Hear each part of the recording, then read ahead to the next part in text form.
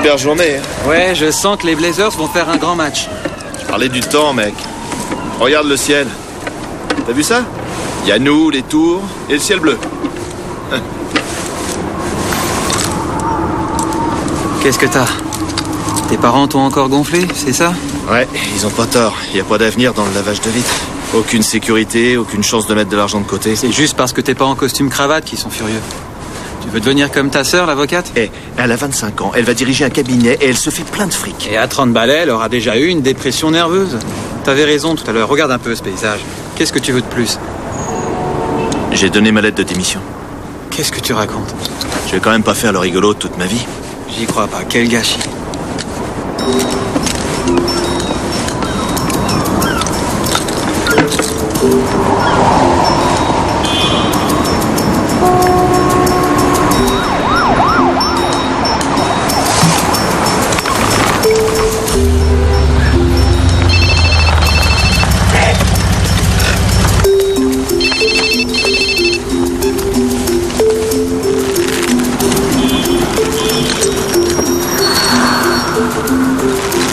Cindy, c'est moi. L'adresse exacte du client, où est-elle? Laissez tomber.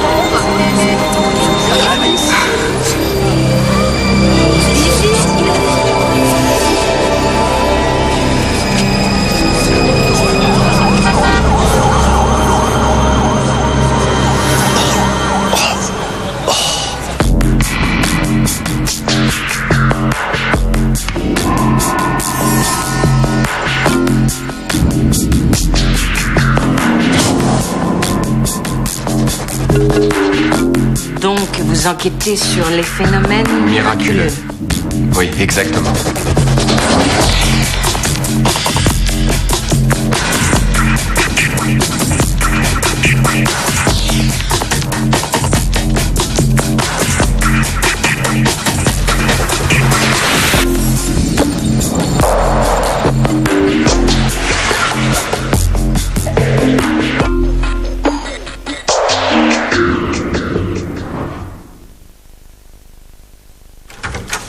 Peggy, tu l'as vu, le gars de la chambre 26, tu l'as vu? Un instant, Declan. Quoi? Une seconde, s'il te plaît. Non mais t'as vu, t'as...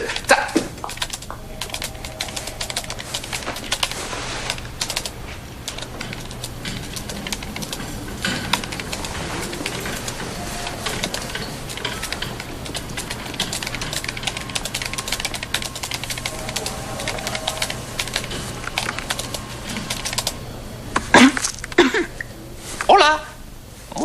Muchos boulot! Oh! C'est pour les patients, tu vois. ¿Êtes-vous les caballeros de la chambre 26? Oh, mais tu comprends pas l'espagnol, peut-être. As-tu vu le type qui est dans la chambre 26? Il est tombé d'un immeuble très haut, une chute de 71 mètres et toque sous les fesses. Il n'a pas un seul os caché. Mais pas un seul petit bleu, pas une égratignure, hein, rien.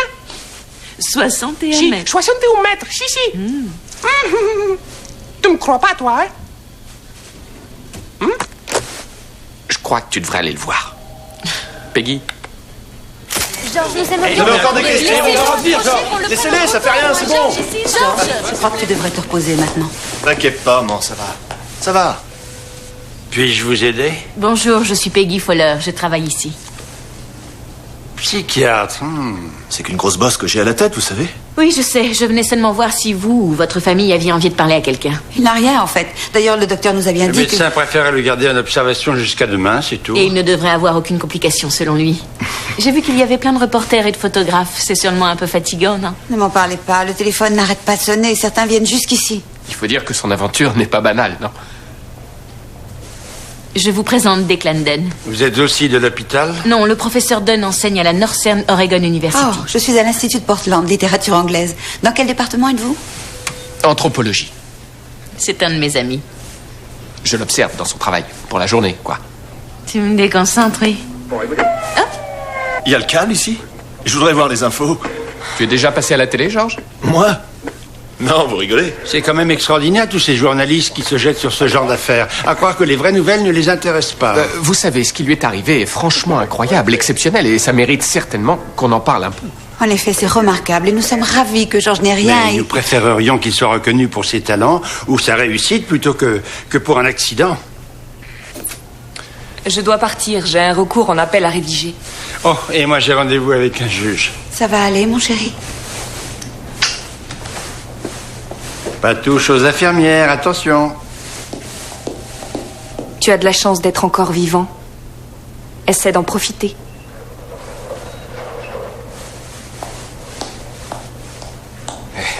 Ta famille, hein? C'est une chouette famille. Ouais. À leur façon, ils veulent mon bonheur. Et Suzanne, elle croit que cet accident est un signe. Et toi, t'en penses quoi? J'ai fait une chute de 61 mètres et je suis toujours en vie. Alors, qu'est-ce que ça pourrait être si c'est pas un signe? C'est de la chance. Quoi, après une chute pareille? Chanceux ou non, les mecs qui font un plongeon de 61 mètres ont généralement tous tendance à s'écrabouiller. D'accord, c'est remarquable. Et tu trouves pas ça un peu bizarre qu'il me rencontre, moi, à l'hôpital? Toi? Ouais, j'étais aussi dans cet état après mon avalanche. Il est confus, désorienté, il cherche à trouver un peu de sens à tout ça. S'il y en a un, et c'est pas certain. Ne me parle pas de coïncidence, s'il te plaît. Cet événement a un sens Ok, forcément. on est dans l'exceptionnel. Vas-y, si tu veux, enquête sur ce nouveau miracle. Fais seulement très attention. Attention à quoi? Pour toi, l'avalanche a été le signe que tu devais changer ta vie. Georges n'est peut-être pas prêt à une telle chose. J'étais pas prêt, moi non plus, au début. T'as pas idée, ça m'a pris des jours avant de comprendre ce que je ressentais, avant de comprendre ce qui m'arrivait. Mais tu as pris la décision de changer ta vie tout seul, et Georges doit aussi prendre la décision de changer sa vie tout seul. Elle ne doit pas être prise par un autre. À bientôt. Bon alors, il a rebondi contre la façade, ce qui a eu pour effet de le ralentir.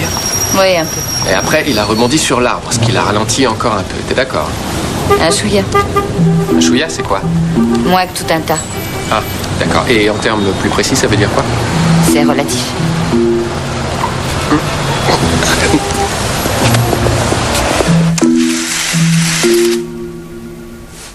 Vous pouvez les refermer? Pardon? Quoi, Oui, je n'arrive plus à voir l'écran. Très chouette, la vue.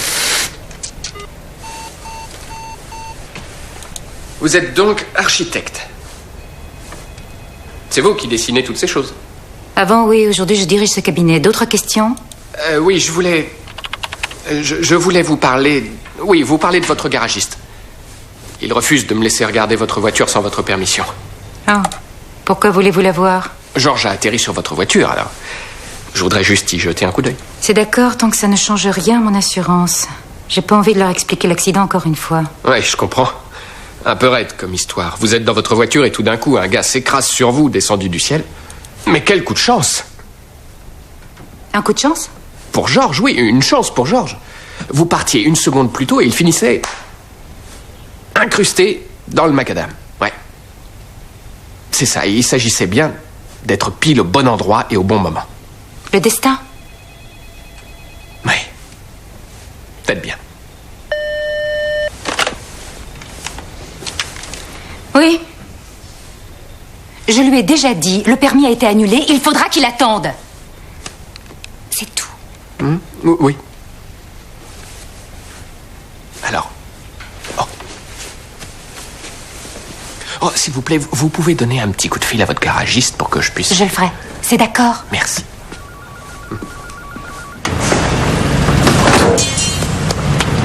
Dis donc, c'est une voiture de collection, ça? Ouais. C'est pour ça d'ailleurs que c'est cher à réparer. Et les pièces sont dures à trouver? J'ai mes fournisseurs. Ah, j'imagine. Vous devez vous en mettre plein les poches, hein. Ah, c'est tout ce qu'il y a de plus réglo, vous savez. C'est cher parce qu'on n'utilise que des pièces ou des matériaux d'origine. Exemple, cette capote. Modèle 1979. Très dur à trouver. Les matériaux étaient différents, beaucoup plus solides que les autres. Elle résisterait au poids d'une personne, vous croyez? Bien sûr. Tombant de 61 mètres? Faut pas exagérer.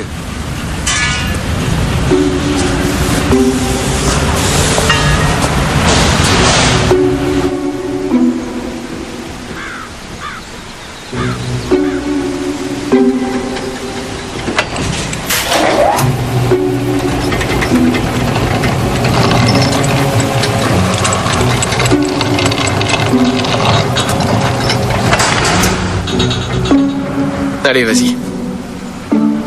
Bombe larguée.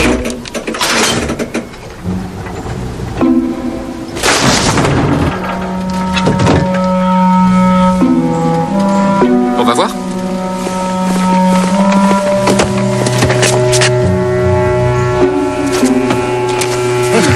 Ouais, c'est peut-être que notre ami mannequin pesait un peu trop lourd. Le poids supplémentaire compensait la différence de hauteur de la chute. D'accord. Peut-être qu'on devrait chercher les matériaux exacts avec lesquels la capote est fabriquée et qu'on devrait réessayer. Declan. Ça fera peut-être une différence. Peut-être que son crâne ne se fendra que sur une petite moitié. Notre bâche était aussi solide que le toit de la voiture et...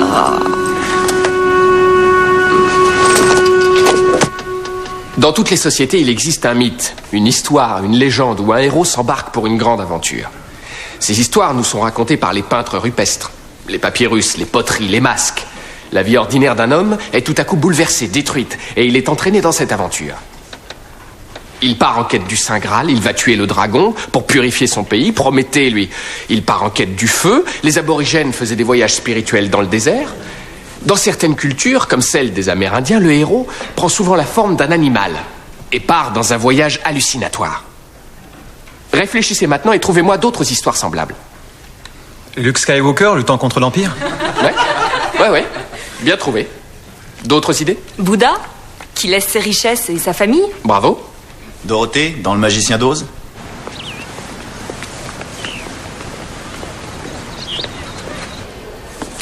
Merci. À ta santé. Plutôt cool, le bureau.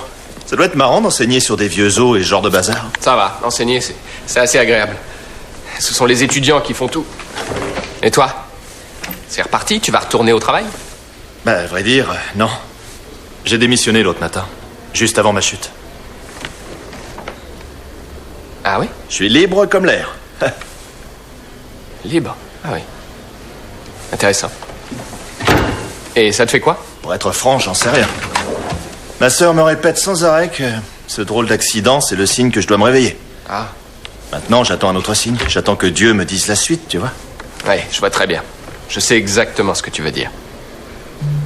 Un jour, il y a quelques années, je suis parti faire du ski tout seul et j'ai été pris dans une avalanche. Waouh! J'ai été coincé sous la neige et j'ai tout fait. Et tout d'un coup, j'ai pris une pelle en pleine mâchoire. Pour moi, c'était ça le signal du réveil. Dis donc, on s'est retrouvés dans le même genre de plan tous les deux. C'est carrément étrange. Ouais, et je sais exactement ce que tu ressens. Tu attends de savoir ce que tu vas faire. Ouais. Et comment le savoir? Tu dois trouver ce qui te fera avancer. Tu dois trouver ta passion. Avant mon accident, je faisais pas grand-chose de ma vie. Je buvais trop, je dormais trop, j'étais en colère contre tout. J'avais aussi un boulot, seulement j'en tirais aucune satisfaction. T'as démissionné? Non, je suis resté. J'étais prof comme aujourd'hui. J'ai trouvé ce qui me fait bouger. J'ai trouvé ce qui me donne envie de me lever le matin. J'ai trouvé ma passion. Et c'est quoi? Les coïncidences extraordinaires. Les phénomènes miraculeux. Cool. Ouais.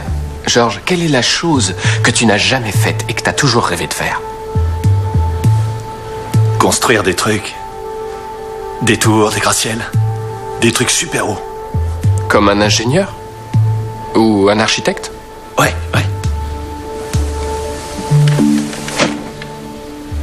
Quoi? La femme dans la voiture t'a servi de terrain d'atterrissage. Devine ce que c'est, son travail.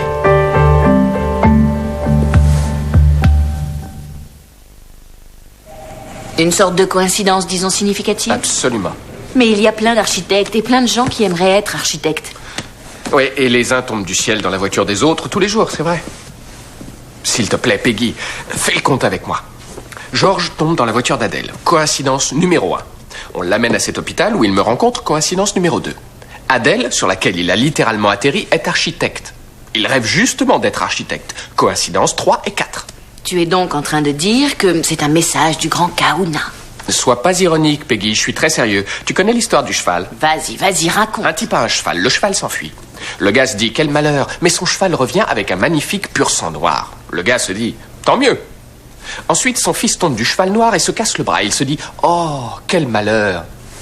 Puis la guerre est déclarée et le gosse ne va pas à l'armée à cause de son bras. Et le gars se dit... D'accord, j'ai saisi. Il y a sûrement une raison derrière tout ça et nous devons accepter de jouer notre rôle, tu comprends? Ah, tu es en train de dire que tu te sens une obligation envers Georges? Ouais. Non, peut-être, j'en sais rien. Je pense seulement... J'aimerais que tu m'aides, Peggy. Je voudrais qu'on aille parler à cette femme tous les deux. Qu'elle donne un boulot à Georges. Tu veux que je t'aide à la manipuler, en gros? T'exagères, mais tu devrais la voir. C'est vrai, on dirait qu'elle a plein de soucis. Elle se conduit comme si un truc l'obsédait. Quoi, je sais pas, mais elle est au bord du désordre psychothermique, comme on dit. Psychasthénique. C'est très joli de voler les mots dans mes livres, mais apprends à les articuler. Alors, tu viens avec moi? Ce gars doit travailler, Peggy. Coucou. Y a quelqu'un? Ah, c'est bon. Madame Pearson? Oui, que voulez-vous? Oh, pardon, excusez-moi de débarquer. Je vous présente Peggy Fowler. Nous sommes venus vous parler de Georges Mannheim. Vous savez, celui qui a atterri sur votre... Georges... Bien, vous n'allez peut-être pas y croire, mais... Georges a toujours eu envie d'être architecte. Ça a toujours été son rêve depuis qu'il est enfant. Il aimerait construire des gratte-ciel, des immeubles, des tours, etc. Et il se trouve que vous êtes architecte et que lui, il veut le devenir. Alors j'ai pensé que peut-être... Bon, d'accord, il n'a aucune expérience. Mais si seulement vous lui donniez un boulot, n'importe lequel... Lundi, il peut être là? Lundi prochain? Oui, mon assistant vient de me lâcher. Aujourd'hui? Non, sans rire. Il gagnera peu, mais il verra en quoi consiste le travail et ça l'aidera peut-être à trouver une école d'architecture. Maintenant, je vous prie de me laisser. On s'en va. Merci de votre aide. De rien, c'était tout naturel. Non, j'insiste. Merci.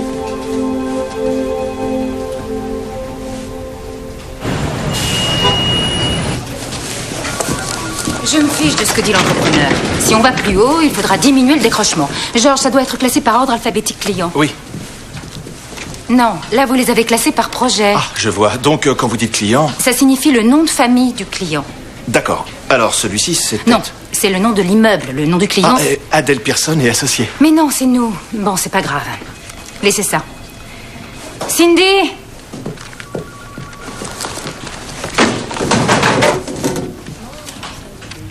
Alors, c'est agréable tout de même.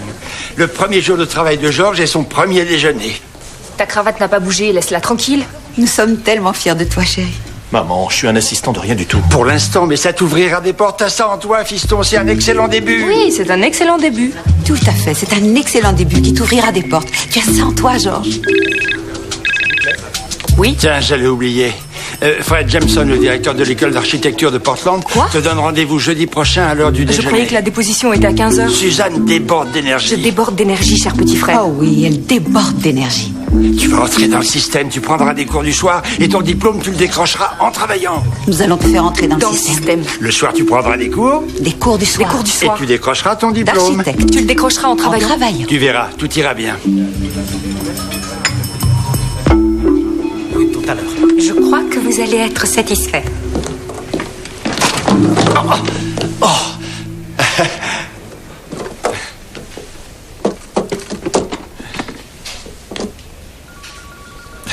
C'est encore plus fort que les châteaux de sable. Merci, Georges.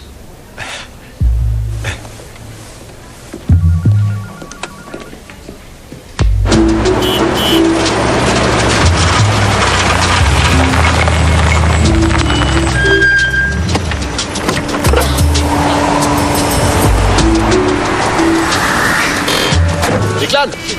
Salut, Georges! Qu'est-ce que tu fais là? Eh ben, je passais voir comment ça allait dans ton nouveau travail. Je crois que je vais pas rester. La seule chose que j'ai à te dire, c'est que tu devrais d'abord bien réfléchir. Ton patron t'a aboyé dessus 1 ou 2 fois. Et alors? Pourtant, j'ai fait des efforts. Le mien aussi, il aboie, c'est pas grave. Écoute, cette femme, elle a quelque chose. Je sais pas ce que c'est, mais elle est préoccupée, troublée. Et ça n'a rien à voir avec toi. Fais-moi plaisir, reste encore un jour ou 2 pour voir, t'es d'accord? Ça tombe trop bien, Georges. Toi, t'as envie de devenir architecte, pas vrai? Pas vrai? Elle est architecte et elle cherche un assistant. Vous étiez fait pour vous tomber dessus.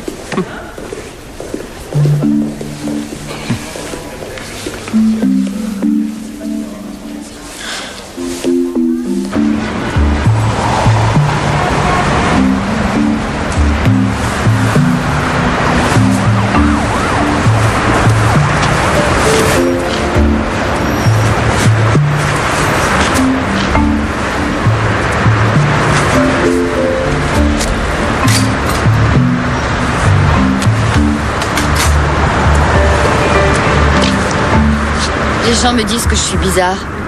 Évidemment, t'es bizarre. Je l'ai apporté. Alors, qu'est-ce qu'il dit? Le vent souffle à 56 km/h. Ah oui? Declan, tu vas te faire arrêter pour dégradation.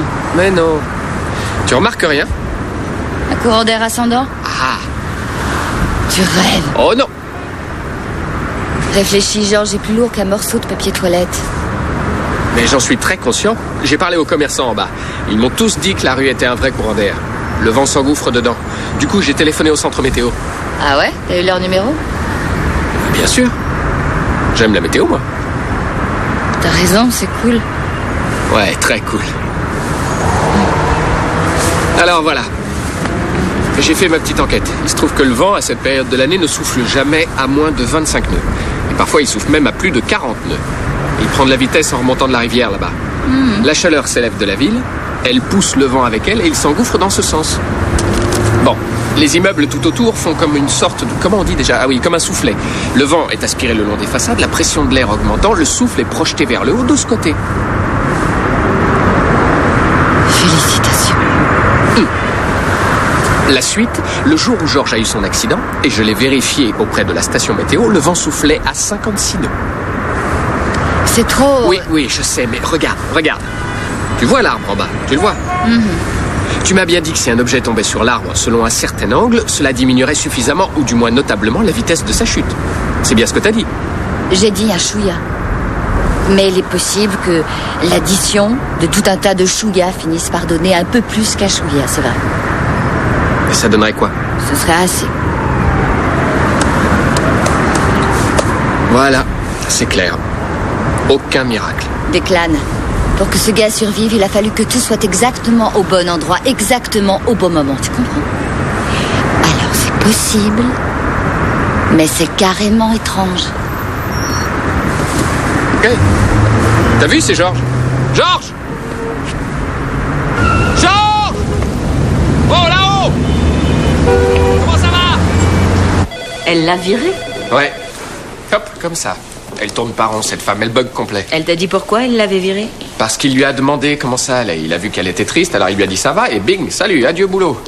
C'est pour ça qu'elle l'a virée? Pour ça? Non. Si, pour ça, et un léger incident, une histoire d'incendie dans la photocopieuse. Mais c'est un incident qui aurait pu arriver à n'importe qui. C'est rien, ça. Il se trouvera un autre job. Ouais, mais celui-ci était...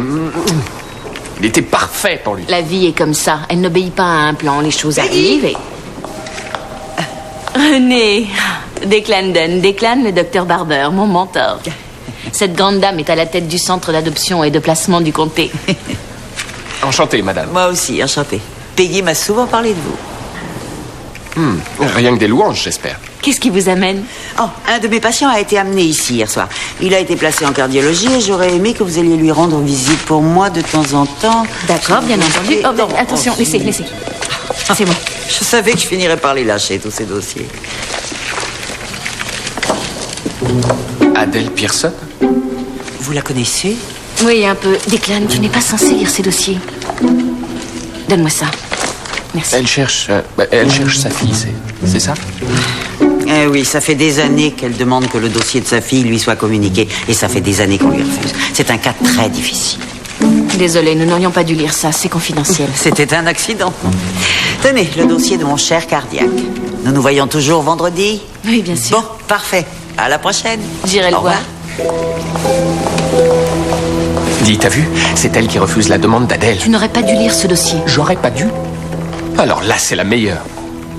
Adèle Pearson cherche la fille qu'elle a abandonnée il y a 25 ans, c'est ça? Le centre d'adoption qui lui refuse sa demande se trouve être dirigé par ton mentor, sur lequel nous butons en plein couloir et qui fait justement tomber sous notre nez son dossier. Et tu trouves pas ça très... étrange? Voilà.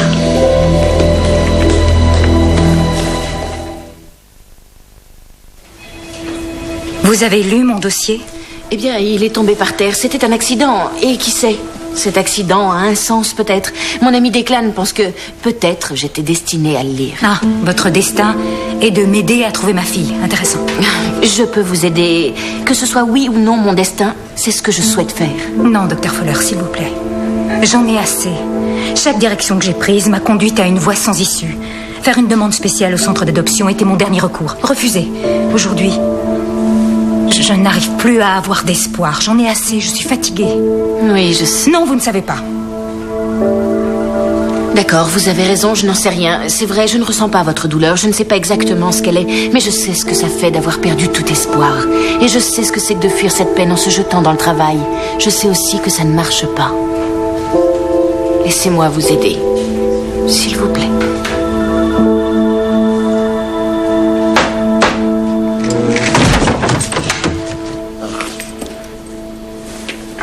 Maintenant, tu devrais passer à autre chose, c'est vrai. Avance, quoi. C'était pas un boulot pour toi, voilà. Il y a sûrement tout un tas de choses que t'as jamais faites et que t'aimerais essayer. Ouais, t'as certainement raison. Tiens, j'adore l'escalade. C'est une photo du Pérou, c'est chouette. Ouais, c'est bien la montagne, l'escalade. Tu sais, peut-être que tu pourrais devenir garde forestier. Ou Sherpa. Ou quoi? Un Sherpa, une sorte de guide. L'informatique aussi, ça me branche. Ah ouais, c'est plutôt cool. C'est très très cool.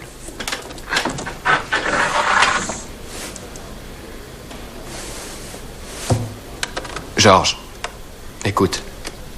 Tu vas chercher et tu vas trouver. Fais-moi confiance, bientôt tout s'éclairera. Et tu te diras, eh ouais, c'est ça mon truc. C'est ça que je veux faire. Et j'aurai aucun doute? Aucun. Oh, je te le garantis, tu vas trouver ta voie et là, tac, tu sauras. C'est la politique du centre d'adoption. Et cette politique a une bonne raison d'être. Peggy, j'ai déjà essayé de contacter la fille d'Adèle Pearson, mais je ne suis arrivée à rien. Ce qui signifie peut-être qu'elle ne veut pas qu'on la trouve. Mais vous n'en êtes pas sûre et certaine. Moi, je pourrais essayer de la retrouver et la contacter en tant qu'intermédiaire neutre. N'avez-vous pas assez à faire comme ça? Vous êtes toujours en train de vous plaindre de ne pas avoir assez de temps pour vous-même. Elle est désespérée. Et puis après tout, il est là notre travail. Nous, on est là pour aider les gens à se trouver eux-mêmes et à entrer en communication avec les autres. C'est une fabuleuse coïncidence. C'est une chance unique qui se présente à elle. On ne peut pas la lui refuser. S'il vous plaît, René. Si la fille d'Adèle ne désire pas entrer en contact avec elle, je respecterai son choix. Et je me retirerai aussitôt. Si vous réussissez à la trouver. C'est chaud. Georges? Ouais, j'arrive. T'es prêt? Ouais. C'est vraiment très sympa de ta part de m'avoir trouvé ce travail. Ah, mais y a pas de problème, c'est normal. La fille du gars en question avait loupé son examen, alors on s'est arrangé. Tu lui as fait une fleur? Bon, enfin, si on veut, je lui ai donné une seconde chance.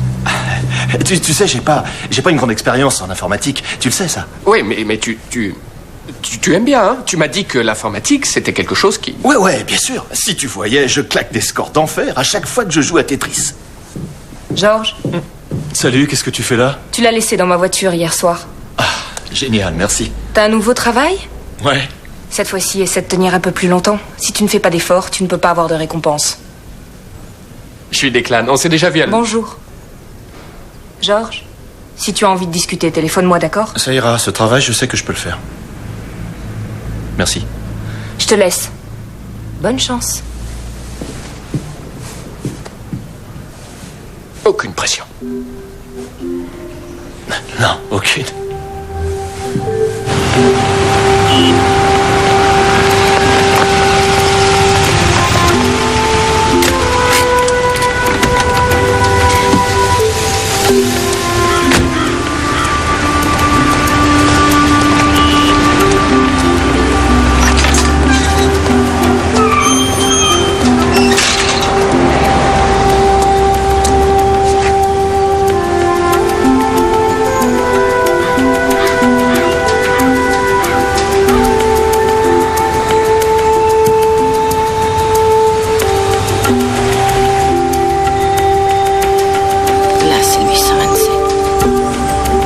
Chercher quelque chose?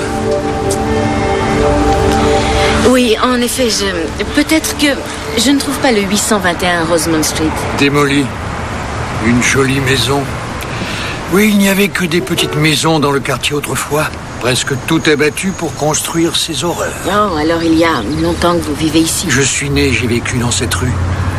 À vrai dire, je cherche la famille qui vivait au 821. Ah oui, les Thiel. Exactement. Ils ont adopté... Une petite fille, oui. Terrible. Quoi? Tuée dans un accident de voiture. Toute la famille?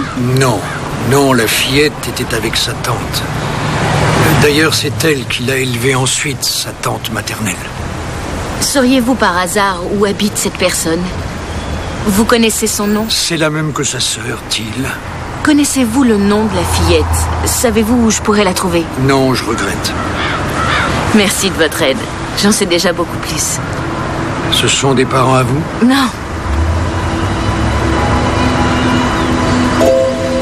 Ce sont des parents à vous? Non. Mais vous recherchez une personne de votre famille? Non, en fait, j'essaie d'aider une femme à retrouver sa fille. J'espère aussi que vous trouverez ce que vous cherchez.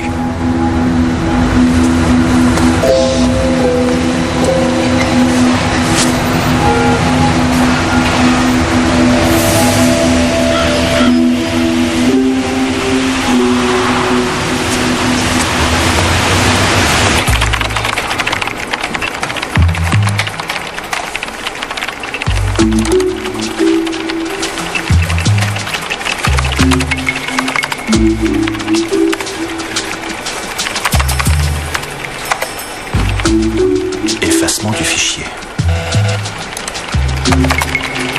Ah, qu'est-ce qu'il prend?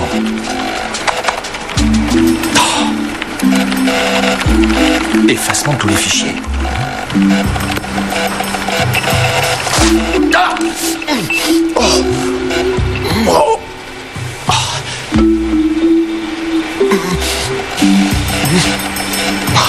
Petite coupure, c'est rien. Dossier tous effacés. Je ne connais pas le nom de la fille. En revanche, j'ai trouvé le nom de sa seconde mère adoptive, Virginia Thiel. Ah ah. Thiel, c'est son nom de jeune fille. Et elle s'est mariée. Et comment tu le sais? Les registres de la ville. Ce qu'il y a sur Internet n'est pas si ancien, alors je suis allée voir aux archives. Revenons-en à notre petite fille. Sa seconde mère s'est mariée et elle a donc un nouveau nom. Smith. Vous y croyez? Elle a épousé un Bob Smith. Dites, est-ce que vous avez une idée du nombre de Bob Smith qui existent? Non. Une foule. Une foule? Ouais, une foule. Mais ça s'arrête pas là et ça devient encore pire. Parce qu'elle divorce. Et là, je ne trouve plus aucune trace de la mère, ni sous le nom de Thiel, ni sous le nom de Smith. Peut-être qu'elle s'est remariée et qu'elle a encore changé de nom. Jones, c'est bien. Qui sait? Mais si elle s'est remariée ailleurs qu'à Portland, la recherche devient impossible. En résumé, je cherche la trace d'une enfant dont j'ignore le nom et dont la mère s'est volatilisée des registres. Si tu veux, je peux t'aider en utilisant le système de l'université. L'université? Virginia était à l'université de Washington. Je pourrais peut-être la retrouver grâce à... Un serveur télématique des anciens étudiants. On en a un. Ah oui? Ouais, mais ça t'intéressera pas. Il n'y a pas beaucoup de photos. Oh, dommage. Voilà, j'y suis. Génial. Alors attends, tu vas me lancer une recherche au nom de Virginia Thiel Smith. Et comment tu sais que... Elle veut que sa fille adoptive rencontre sa mère naturelle? En fait, je n'en sais rien, mais c'est la seule solution que j'ai. Alors j'essaie. Si jamais ça ne donne rien, je... Tu sais pas ce que tu feras? Non, je ne sais pas, mais je trouverai autre chose. Tu sais, Peggy, Je sais quoi? je t'avais pas vu aussi remonter depuis notre première rencontre. Tu te rappelles avec quelle énergie t'as cherché le grand-père du gosse, celui qui est tombé dans le lac gelé? Ouais. Et tu l'as trouvé finalement. Pour toi, réunir les familles, c'est très important. Hein? Oui, c'est... Ne t'explique pas. Quelles que soient tes raisons, c'est cool, y a rien à dire. J'ai rencontré un vieux monsieur qui a dit qu'il espérait que je trouverais aussi ce que je recherche. Tu cherches quoi? Je cherche mon père. Mes parents ont divorcé quand j'avais 10 ans et nous sommes restés avec ma mère. Et lui, je l'ai très peu revu, 2 fois peut-être. Et ensuite, rien. Comment ça, rien? Rien du tout. Je n'ai pas vu mon père depuis l'âge de 14 ans. Alors, il se peut que je ne trouve jamais ce que je recherche. Mais peut-être qu'Adèle et sa fille trouveront, elles. Il existe toutes sortes de familles, Peggy.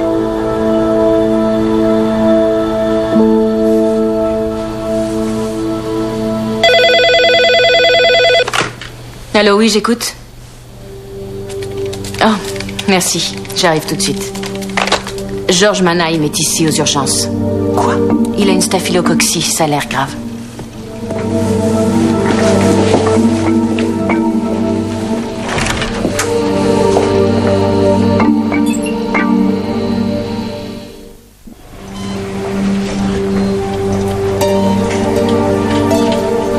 C'est étonnant, j'ai rarement vu une staphylococcie se développer aussi vite. Se couper avec du papier. Ça a dépassé le coude, tout son système sanguin est infecté. Mais vous contrôlez l'évolution. Le temps le dira. Je crois qu'on lui a injecté les antibiotiques à temps, mais son état est toujours critique. Avec du papier. Ah, je l'ai poussé trop loin.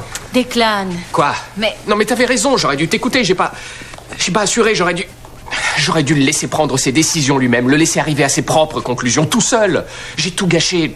Et oui, je l'ai poussé trop loin, dans la mauvaise direction. Regarde où il en est maintenant. Mais qu'est-ce que tu racontes, Declan, pour lui prouver qu'il partait sur la mauvaise voie? Le grand Kahuna l'aurait fait virer, l'aurait soumis à une staphylococcie. Le grand Kahuna? Non, je pense que... Reprenons tout. Il s'était trouvé un boulot cool, qu'il adorait. Il fait une chute libre de 61 mètres et atterrit sans se blesser. Là, il change, commence un truc qui l'excite pas trop, il se coupe le doigt, chope une infection et survit de justesse. Il y a clairement quelque chose ou quelqu'un qui lui fait de grands signes. Oui, peut-être bien ou peut-être pas. Il se peut que je ne sais quoi essaie de lui parler. Il se peut qu'on ne sache jamais quelle est cette chose. Enfin, tu le sais très bien, nous ne pouvons pas tout expliquer.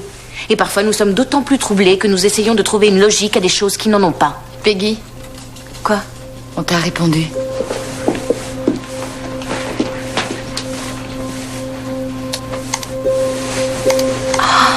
C'est elle, nous l'avons trouvée. C'est Virginia.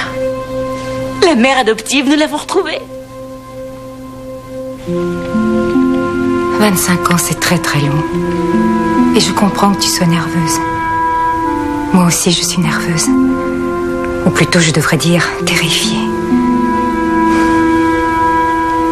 Mais depuis des années, je vis avec au fond de moi un vide que je ne peux pas ignorer. Un vide qui a fait de moi quelqu'un d'incomplet, d'inachevé.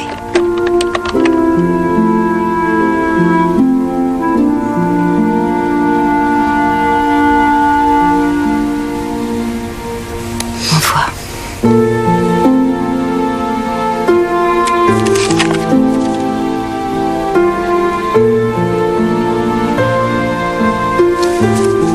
Email.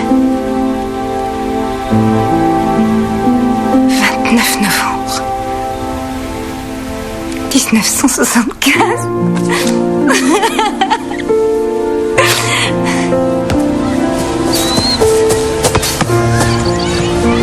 Sa date de naissance? Oui, c'est la signature que portait son email. J'ai pleuré 1 heure au moins quand je l'ai reçu. Je ne vous remercierai jamais assez. J'ai pas été aimable avec vous, j'ai honte. C'était une façon de vous défendre, ce n'est rien. Alors c'est gagné, cette femme a accepté de vous mettre en contact avec votre fille. Elles sont toutes les deux un peu inquiètes. Elles ne m'ont donné ni nom ni numéro. Mais nous pouvons nous joindre par email. Lui avez-vous suggéré de vous rencontrer? Oui. Mais elle hésite encore. Je la comprends d'ailleurs. Question de temps. Restez à l'écoute. Ça comptait sur moi. Les roulettes, c'est pas indispensable, je pourrais marcher, non? Non, vu vos antécédents, je préfère être prudent. Mais une fois que vous serez dehors, je vous conseille de l'air frais, un peu d'exercice. Oui. Et surtout le bras, bougez-le, que la circulation se fasse bien. Quand vous dites air frais, c'est l'air du dehors, c'est être au grand air, quoi. Ouais.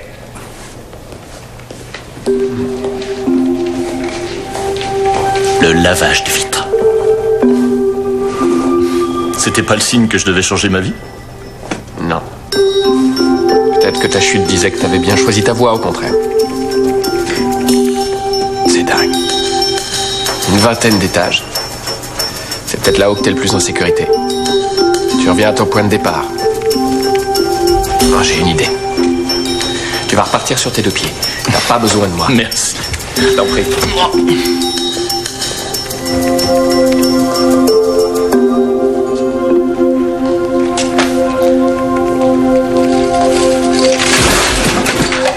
Pardon, monsieur.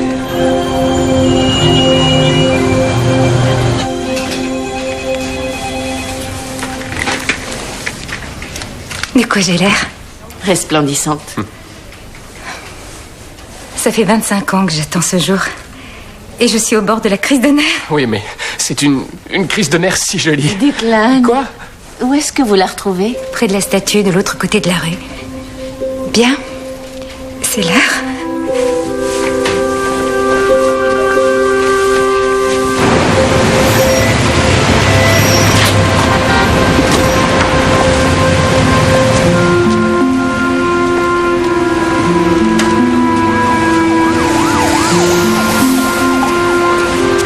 Declan!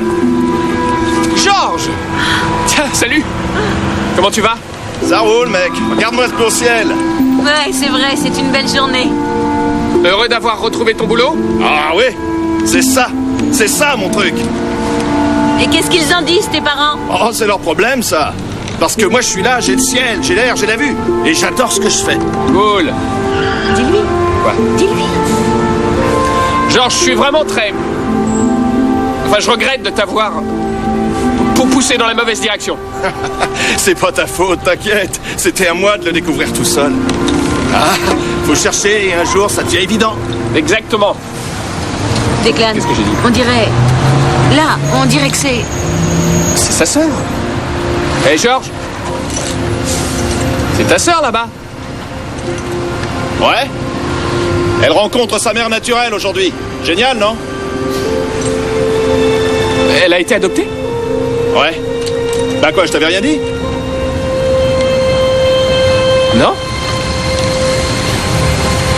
Sa sœur rencontre l'architecte. Alors c'était elle? Waouh. Oh, c'est très cool. Oui, très.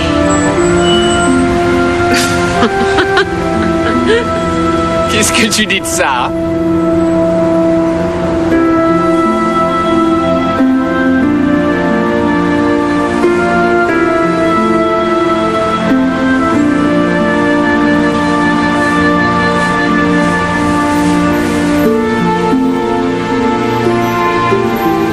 Une fois sa mission accomplie, le héros retourne dans le monde ordinaire.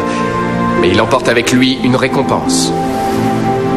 Les chevaliers ont rapporté le Saint Graal. Moïse est redescendu de la montagne avec les tables de la loi. Jason a rapporté la toison d'or.